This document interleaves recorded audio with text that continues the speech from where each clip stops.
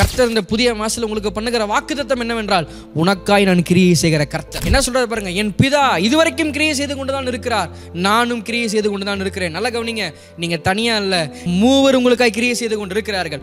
பிதாவாகிய தேவன் உங்களுக்கு கிரியை செய்து கொண்டிருக்கிறார். சத்திய ஆவியானவர் உங்களை நடத்தி கொண்டு இருக்கிறார்.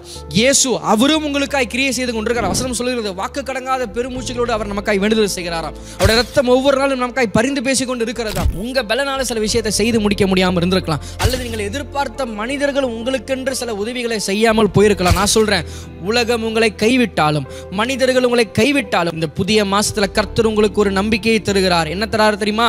நான் உனக்கு கிரியை செய்கிற கர்த்தர், நான் உன் வேலைகளிலே கிரியை செய்கிற கர்த்தர், நான் உன் பொருளாதாரங்களிலே கிரியை செய்கிற கர்த்தர், நான் உன் குடும்பங்களிலே கிரியை செய்கிற கர்த்தர், நான் உன் ஊழியங்களிலே கிரியை செய்கிற கர்த்தர், நான் உன் வாழ்க்கையிலே கிரியை செய்கிற கர்த்தர், உன்னுடைய சகல சூழ்நிலையிலும் நான் உனக்காய் கிரியை செய்கிற கர்த்தர். I am the Lord who works for you.